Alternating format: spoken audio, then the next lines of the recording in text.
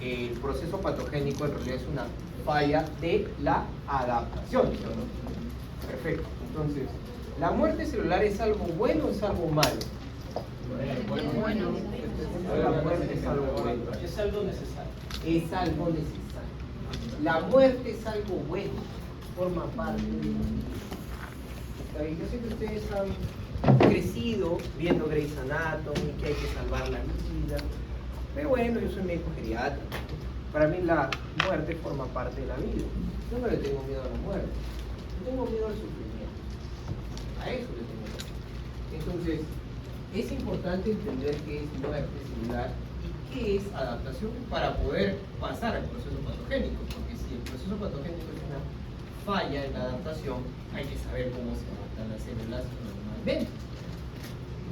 Muy bien. Entonces acá tenemos una célula en homeostasis. Miren esta célula en homeostasis. Y ocurre un problema. Pasen. Estamos viendo el segundo módulo que es, ¿cómo se llama? Adaptación celular y muerte, ¿no? Entonces, ¿por qué estamos viendo adaptación celular? Porque adaptación celular es un proceso natural. En cambio, si no te adaptas, ahí va a ocurrir el proceso patológico. Miren esta célula normal en homeostasis, en equilibrio perfecto. ¿Existe eso realmente en la naturaleza? No, porque siempre va a haber un estímulo, un estrés. Doctor, estoy estresado. Y aquí aparece la primera palabra que vamos a cambiar. Para los que han sido mis alumnos saben que esa palabra tiene un significado diferente en medicina. Para los que no, este día va a cambiar su vida. No quiero que usen palabras como estrés tan a la ligera. No quiero que le digan a un paciente, no quiero que jamás ustedes le digan a un paciente, esta enfermedad te pasa porque tienes estrés. ¿Me escuchado eso o no? Y te lo han dicho, ¿no? Y cuando un médico te dice esas palabras, solamente ocurre porque de fisiopato sabe lo mismo que medicina. Para ellos es lo mismo, ¿está bien? El estrés es un problema en los seres vivos, ¿está bien? El estrés es un problema en los seres vivos y ocurre todo el tiempo y hay varios tipos de estrés. Tienes el estrés mecánico, tienes el estrés traumático, tienes el estrés oxidativo, ¿está bien? El estrés farmacológico, hay muchos tipos de estrés, ¿comprenden? El estrés en realidad es un problema para cualquier ser vivo, ¿entendido? Entonces dejen de decirle al paciente es por estrés. Yo llego, me hago pasar por no médico, me atiende un médico y me dice, es que esto tienes por estrés. ¿Qué tipo de estrés? ¿Mecánico? ¿Oxidativo? Y me mira, cuando ya me dice eso es que se nos olvidó. ¿Entendido? ¿Ya? Entonces chicos, no vamos a usar la palabra estrés entre nosotros como médicos, a menos que sepamos que es. ¿Comprendido? Muy bien, ya cambió tu vida solo en esta clase. Lleva el estrés y pues tu célula ahora se adapta. Pues si se adapta, ahí quedó, pues ya no va a haber problemas, ¿cierto? No va a haber proceso patogénico. Regresas a la homeostasis. Acá me faltó poner una ficha, ¿cierto? Pero a veces hay otro tipo de problemas. A veces el estrés termina siendo un estímulo nocivo. Y cuando hay un estímulo nocivo, también llamado noxa, está bien, esto va a terminar lesionando a la célula. Y a veces la lesión es tan fea, tan fuerte, que puede generar una lesión irreversible. La lesión irreversible tiene dos nombres como mínimo, en realidad son 17 nombres, de los cuales hoy día tú tienes que aprender como mínimo dos. La necrosis y la apoptosis. Si tú sabes los dos, tú cumpliste el objetivo. Tú ya tienes competencias profesionales y no vas a sufrir en el mundo médico. Si te sabes la 17, no te va a hacer mejor médico. Si sabes solo una, pues no eres el mejor. Si no sabes ninguna, no te preocupes. En el 2024-2 te puedes matricular con otros horarios, ¿no? ¿Está bien? Pero hoy día intenten aprender sí o sí estas dos. ¿Ya? Muy bien. Doctor, ¿y si la lesión es reversible o es por un ratito nomás, este estímulo nocivo, pues, ¿qué nos va a llevar? A una lesión reversible. Y la lesión reversible, como su nombre lo dice, va a llegar a adaptarse al final y va a terminar otra vez en la homeostasis. ¿Comprendido? Digamos que alguien me dice, por favor, doctor, cargue este peso y me dan por lo menos 150 kilos. Cargo así, súper poderoso, después de haber ido al gimnasio durante 2 años, logro levantar mis 150 kilos. ¿Y los 150 kilos me van a lesionar mis tejidos o no? Sí, dependiendo de cuánto tiempo lo tenga ahí. Porque si lo cargo un segundo y luego lo suelto, ¿qué tipo de estímulo nocivo fue? Transitorio. Primero, ¿fue un estímulo nocivo o fue un estrés mecánico? Muy bien, vamos entendiendo el término. Un estrés mecánico, ¿cierto? Que necesitaba adaptación. Produjo, cuando no se puede adaptar, una lesión celular. Pero como duró muy poco, fue una lesión. Apenas lo suelto, mis tejidos volvieron a su normalidad, a su equilibrio. ¿Cómo se llama ese equilibrio? ¿Se entendió? Muy bien, entonces hay 2 tipos de lesiones celulares, las irreversibles y las reversibles, ¿cierto? Y el proceso de adaptación es crucial para saber si puedo adaptarme o no a un estrés. Pero los estímulos nocivos siempre van a generar. Ahora imagínense ustedes de que de inmediato yo agarro, estoy súper molesto con la universidad, ¿está bien? Agarro, busco ácido muriático y... Qué rico. Muy bien, ¿cierto? Qué rico. ¿Qué ha pasado? ¿Es un estrés mecánico, químico o es un estímulo nocivo? Es un estímulo nocivo. El estímulo nocivo tiene otro nombre. Se le conoce como noxa. Apúntenlo a los que no lo saben. Noxa. Noxa con X. N-O-X-A. En realidad ese es el término en latín. ¿Ah? En castellano se le conoce como estímulo nocivo. Nocivo viene de noxa. Entonces, esto es una noxa para mi cuerpo. Va a causar una lesión celular, ¿cierto? ¿Será reversible o irreversible? ¿De qué depende esto? El tipo de noxa. Si es ácido muriático, la noxa es bien agresiva, ¿no? Creo que va a llegar a una lesión irreversible en todos mis tejidos del esófago. Y si en realidad es vinagre, porque el estímulo nocivo no es tan agresivo, ¿no? Ahora, ¿qué tal si solo tomo una gota? Pues le sonará a la lengua quizás, ¿no? Pero nada más, ¿cierto? Pero igual puede ser irreversible. Es irreversible, pero en la lengua. ¿Y en el esófago? No. Será reversible, ¿cierto? Pero si tomo en realidad 1,5 litros, Ya te parece. bueno, ahí me vienen a visitar acá al Parque Recuerdos. Estoy asegurado por la universidad. Cobro mis 18 soles. 34, lo toca mi esposa. Campeón, ella. Muy bien. Pues chicos, ¿comprendieron? ¿Sí? Muy bien. La lesión reversible o irreversible entonces depende de la noxa, de la característica de la noxa. Pero no solo eso, también depende del tiempo de exposición. Entonces, la adaptación y muerte celular se resume en esto, ¿no? Miren esta bibliografía del 2018, está bien, en donde podemos ver cómo las perturbaciones de la homeostasis leve, como la que ven ustedes arriba, van a llevar a una respuesta adaptativa, ¿cierto? Que si es exitosa, retorna ¿qué? Todos hemos entendido eso, los felicito, muy bien, pero si falla, está bien, puede traer problemas, porque si falla inicia el proceso patogénico. Y aquí ocurre algo que ustedes tienen que saber, ¿está bien? El punto de no retorno, ¿ya? El punto de no retorno es importante, porque todos queremos aprender cuándo va a llegar el punto de no retorno. La ciencia busca, la ciencia actual, hay un grupo de científicos, yo creo, a mi parecer, científicos locos, está bien, malévolos, ¿sí? Que quieren descubrir o jugar con fuerzas que no deben descubrir, que significa encontrar el punto de no retorno. El punto de no retorno es una teoría que dice que si una célula cruza esto va a morir, y si de este punto retrocede va a vivir. Entonces es jugar con el ciclo vida-muerte. ¿Entienden? Hasta ahí es filosofía, ¿cierto? No es fisiopatía, todavía es una teoría. La teoría del punto de no retorno. ¿Comprendieron?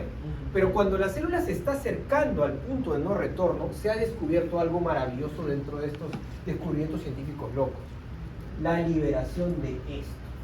La liberación de los DAMs. Quiero que los apunten muy bien. Son los patrones asociados a daño. A daño, apunten. Los DAM son los patrones asociados a daño y son liberados por una célula cuando está cercana a su punto de no retorno. ¿Comprendido? ¿Ya? Muy bien. Entonces, además va a liberar moléculas citotóxicas. Y esto sirve para llamar a células inmunes, porque le está diciendo, estoy llegando al punto de no retorno, algo está por matarme pronto. Las células inmunes vienen para ver si esto va a matar solo a esta célula o a todo el organismo. Esto es un mecanismo de defensa que está bien estudiado en todos los seres pluricelulares y probablemente apareció hace 1500 millones de años. ¿Entendido? Y se ha mantenido porque es eficiente, sirve tanto a un protozoario, ¿está bien?, como a un gusano, como a nosotros. ¿Entendieron? Entonces, los DAM son liberados cuando una célula está cercana a su punto de no retorno, cuando sabe que la lesión que se viene es irreversible. ¿Se entendió? ¿Sí? Bueno, pues llega la lesión inmune y se da cuenta que la noxa puede ser controlada, la retira. ¿Qué pasa cuando tú estás en el punto, cerca del punto de no retorno y no lo cruzas y te retiran la noxa? ¿La lesión fue reversible o irreversible? Reversible. Por lo tanto, después de haber eliminado con las células inmunes a la noxa, ahora es homeostasis. ¿Se dieron cuenta? Doctor, ¿y si el daño es muy fuerte? Es sumamente agresivo. Lamentablemente esto sí va a llevar al punto de no retorno y a la muerte celular. ¿Está bien? Pues ahora hablaremos un poquito más de muerte celular. Entonces, las respuestas celulares de adaptación se resumen acá. ¿Cómo se puede adaptar una célula a estos estímulos nocivos o a este estrés de cualquier índole? Pues con todos estos cambios, ¿no? Las células pueden hipertrofiarse, quiere decir que se pueden hacer más grandes para hacerse más fuertes. ¿Está bien? Las células de repente necesitan producir más sustancias para protegerse o para cumplir una función. Y a este cambio adaptativo se conoce como hiperplasia, el aumento del número de células. Son dos conceptos que suelen marear a los estudiantes al inicio, pero que después los dominan muy bien. Bueno, los de la UNSUR, con San Juan, con San Mal, ¿no? Ahí los confunden, ¿no? La atrofia es la pérdida de las funciones de un tejido, mientras que la metaplasia es el cambio de un tejido maduro por otro. Así de sencillo. Muy bien. ¿Y la displasia? Aumento normal. No, la displasia es una aberración ya celular, es una célula deforme. ¿Ya? Sigue siendo un proceso adaptativo porque le permite sobrevivir, pero la pone en riesgo de convertirse en algo muy feo que estudiaremos en la semana 4. Las neoplasias. Puede acumular las sustancias tóxicas adentro, se conoce como acumulaciones intracelulares, o se puede calcificar para protegerse alrededor de que entren más nódulos. Muy bien. Y pues la lesión celular irreversible, como les dije, tiene varios nombres, pero de los cuales dos tienes que aprender hoy día. ¿Cuáles son? Doctor, ¿el irreversible? No, pues no quiere eso. Bien, vamos a hablar de adaptación celular. ¿Vivir o morir? Quiero que vean ustedes. ¿Se puede ver? ¿Sí? ¿Marca? Sí. Muy bien. Vamos a hablar de adaptación celular. Pues ustedes saben que una noxa potente, está bien, se va a enfrentar a los mecanismos de adaptación celular. Muy bien. Si no nos podemos adaptar, ustedes saben que podemos llevar una lesión irreversible, que significa muerte celular en cualquier término. Nosotros tenemos que hablar de lesión irreversible porque somos médicos y sabemos que muerte celular es un término que puede utilizar, por ejemplo, un estudiante de enfermería. Tú en cambio tienes que decir, bueno, esta célula ha muerto por necrosis, esta célula ha muerto por apoptosis. ¿Comprenden? Sí, ya te empiezas a diferenciar, empiezan los momentos canónicos como estudiante de medicina. Así es. Así que cualquier duda la tienes que hacer presente ahorita. Ya. Muy bien. ¿Cuáles son las formas de adaptación celular? Pues la célula puede adaptarse en tamaño, y aquí tienes tres ejemplos. La atrofia, en donde la célula se hace chiquitita. Hipotrofia, se hace chiquita y ya no funciona. La hipotrofia, donde solo se hace chiquita, pero sigue funcionando. Y la hipertrofia, donde se hace grande y es más fuerte. ¿Ya? Además, la célula puede aumentar número de copias, y esto se conoce como hiperplasia. Curiosamente es uno de los temas de exposición, ¿no? ¿Cómo se llama? Entonces debe haber un estímulo, ¿cierto? El estímulo es hormonal. Spoiler para la clase de perfecto. ¿No es correcto? Ah, ya. Muy bien. Pero las células también pueden cambiar su forma. Y cambian su forma para poder resistir a las noxas. Hay tejidos más resistentes que otros. Por ejemplo, los fibroblastos son más resistentes que los epitelios. Y dentro de los epitelios hay unos resistentes a una cosa y otros resistentes a otra. Entonces, la metaplasia es un cambio de tejidos maduros. El problema es que para cambiar de tejido hay que entender el concepto de los genes embrionarios. Y aquí viene otro evento canónico, ¿no? Ustedes recuerdan, son ustedes los fisiopatras, no ciencia básica, ¿cierto? Entonces, tenemos que hablar sí o sí de los genes embrionarios. ¿Ustedes se acuerdan cuáles son las fases de la organogénesis? ¿Saben qué es la organogénesis? ¿Saben qué es un embrión de verdad? Sí. ¿Sí? ¿Qué es un embrión? No lo sabemos, ¿cierto? Porque creemos que sabemos. Yo les dije, ¿quién es el peor médico? El que cree que sabe. Entonces, chicos, para todos, ¿sí de verdad? No. Un embrión es aquel ser vivo que está dentro del útero de su madre entre la semana 4 y la semana 8. ¿Está bien? De la semana 8 hasta la 40 se le conoce como feto. Y cuando sale es un recién nacido. No se olviden, chicos, que antes de las 4 semanas han ocurrido otros procesos y hay otros nombres más.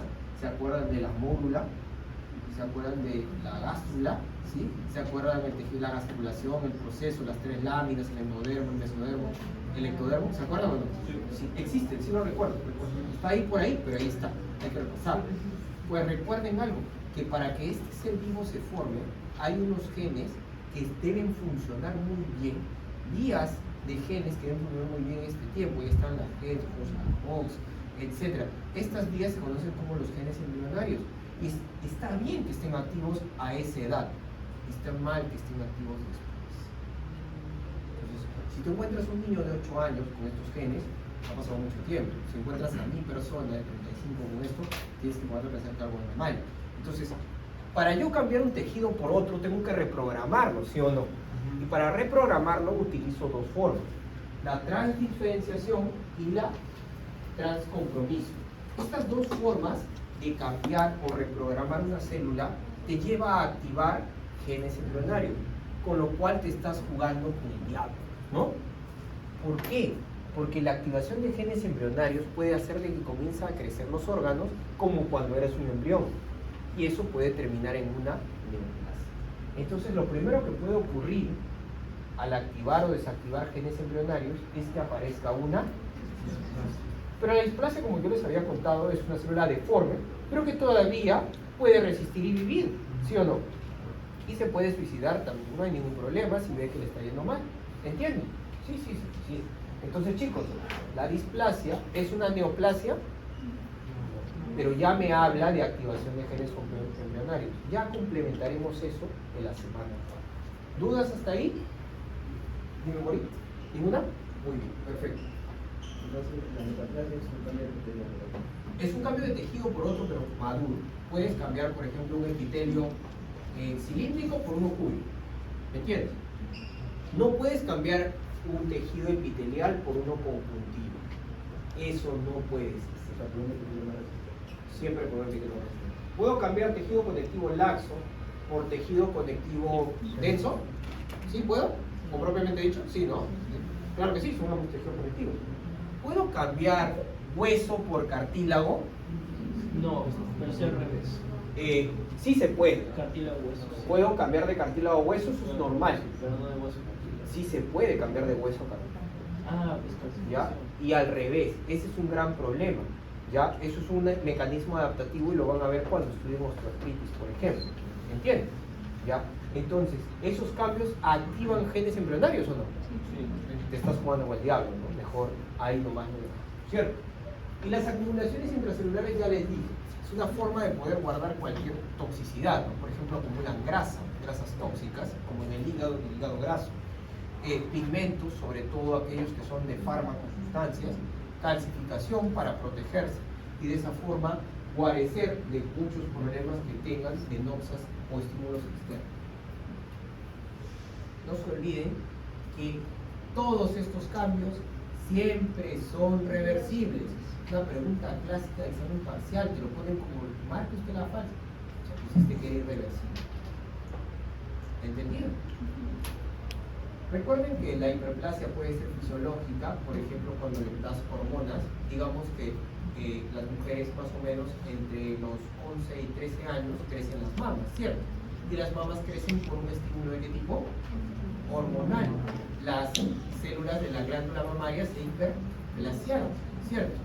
Cuando no hay estímulo, ¿qué le pasa? ¿Qué le pasa a las células? Se quedan pequeñas. ¿Eso a quién le pasa? Alguna no sea malo. Ahora le llaman a su amigo, qué mal. Ya. ¿A quién le puede pasar? A los varones.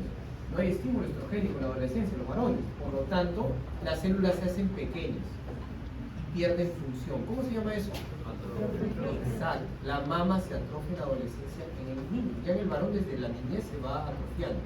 ¿Comprende? Muy bien. Esos son cambios fisiológicos, ¿cierto? Y uno patológico, mira, ¿sabes qué? Esta mujer está tomando hormonas femeninas. A sus 57 años le han crecido las mamas.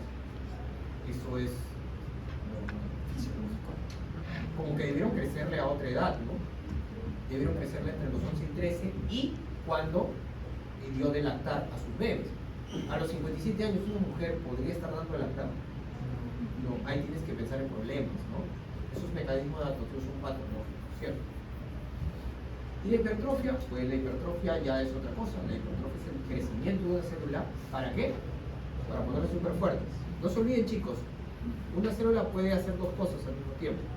Si se puede dividir, primero va a aumentar de tamaño, se va a hipertrofiar, y luego se va a hiperplasear, se va a copiar. ¿Ya? Apúntenlo así. Pueden existir los dos al mismo tiempo. Pero nunca va a haber hiperplasia en ciertos casos. Por ejemplo, el sistema nervioso central, las neuronas, ¿se pueden hiperplasear? Doctor, voy a dar un examen, es un estímulo.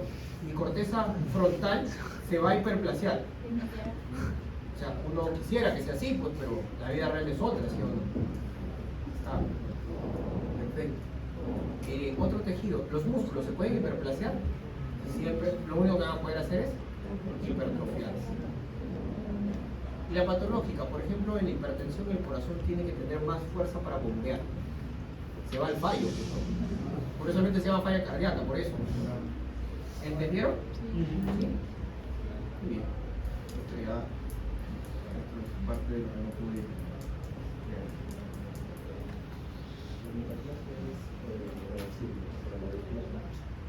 Muy bien, chicos. La metaplasia reversible sí lo es.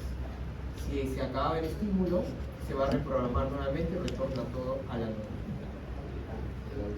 La displasia no. La displasia no. Pero la displasia nunca va a crecer de más.